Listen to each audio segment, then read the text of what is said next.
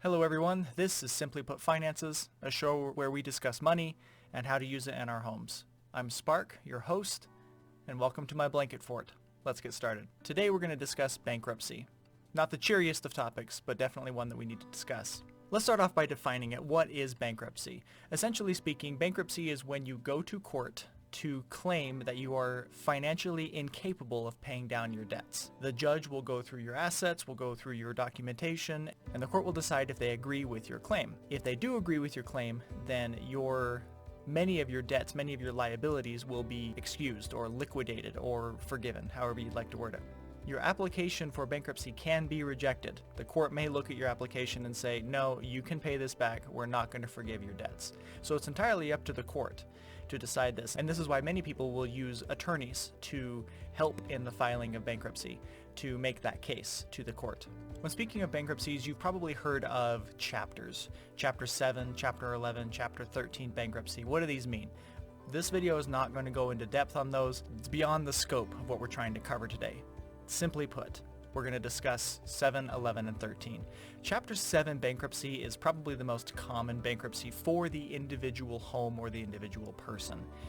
It is that liquidation that we were talking about, where you will go to the court will decide to accept or decline. Assuming that you accept, then what they will do is your unsecured debts will be forgiven. This would be like your credit cards. Your secured debts, such as your home, your car, so forth, this bankruptcy process can save you from having those assets liquidated or foreclosed. Foreclosure, again, is when you can't pay on the house, and so the bank comes and takes it from you. Whether your house or your car or so forth is foreclosed on is going to be up to the bank. The bank may decide to let you keep your car, but have to sell your house back to the bank. It's up to the court. In order to qualify for Chapter 7 bankruptcy, you're going to have to pass a means test. Basically, it's considering what is your income level, and if you're above that income level, then you wouldn't qualify for Chapter 7 bankruptcy. You would instead qualify for Chapter 13, which we'll get to in just a second. Most of the time, when I've heard of people saying that they're filing for bankruptcy, they're filing Chapter 7. Chapter 13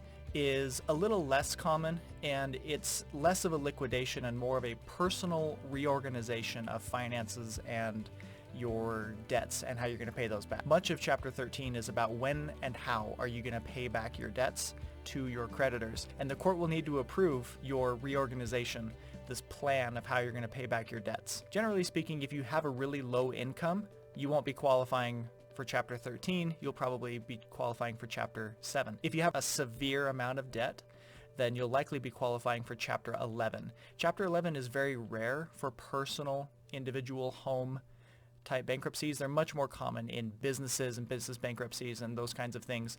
But if you're a home that has an entrepreneur involved, or you have massive amounts of debt that may also involve a business, then you might be filing Chapter 11. And again, kind of like Chapter 13, this is going to be a reorganization of the assets and the paying structure of your debts.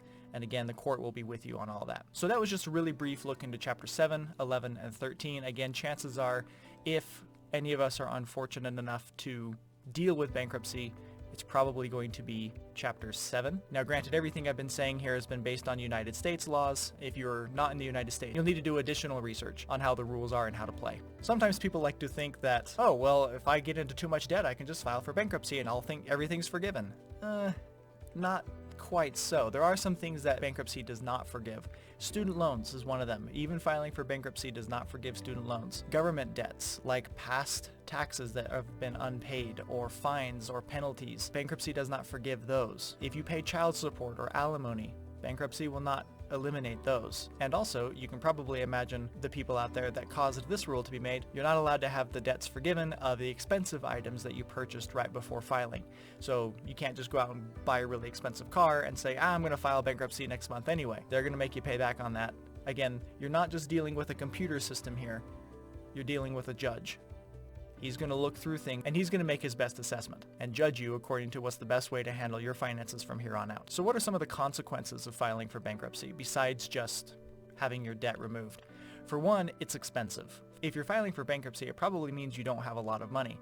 Well, the filing process can be several $100s depending on where you are. And if you're going to hire an attorney, you're going to need to pay for them also. And that can be thousands of dollars depending on the process. So filing for bankruptcy can be expensive.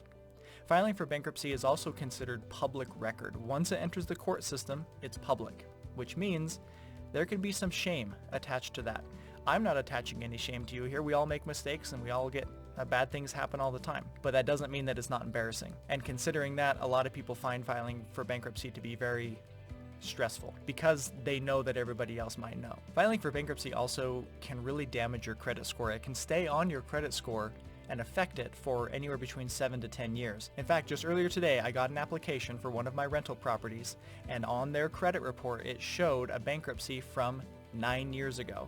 Still right there on the credit report, I saw it. And obviously that doesn't make me feel confident in having them as a tenant. So filing for bankruptcy goes on your credit score and can affect that, which means it can lower your credit score and increase your interest rates on any outstanding or new debts that you acquire. Additionally, filing for bankruptcy can be very emotionally devastating. There have been many people on record who have said that filing for bankruptcy was one of the most difficult things they've ever done. Both of my parents have filed for bankruptcy at some point in their lives, and it is not fun. And there's a lot of baggage, emotional baggage that goes along with that filing process, or at least there can be. So all that being said, how can we prevent this from happening? How can we prevent the circumstances in which we would need to file for bankruptcy? Perhaps we can answer that question by asking the question, what are the main reasons people file for bankruptcy?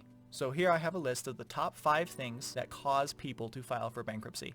And again, all sources are in the descriptions below. Number 1, divorce. Frequently, it's a very ugly thing no matter how you look at it.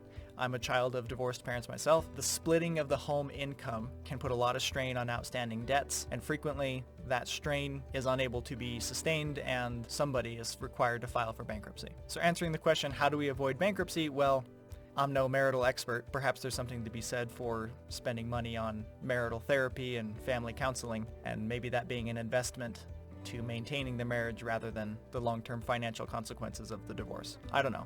It's not really the intention of this video. Reason number 2, medical expenses. We all know that paying for hospitals can be extremely expensive, depending on where you are and what political or economic system you're a part of. Medical expenses can be extremely expensive, which is why we encourage health insurance. Now, not all health insurance policies are equal, and I'll have another video on my recommendations for health insurance later. Simply put, right now, not having adequate or proper medical coverage can drastically increase your risk for filing for bankruptcy because it only takes one major operation and now you're hundreds of thousands of dollars in debt. Number 3, excessive credit, excessive debt. The fact is that a lot of people just go bankrupt because their eyes were bigger than their wallets.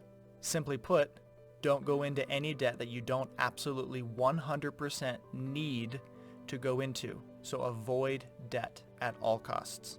Number 4 is job loss. Now, most of the time we can't control whether we lose our job or not. And this is why I recommend that you have a significant emergency savings fund.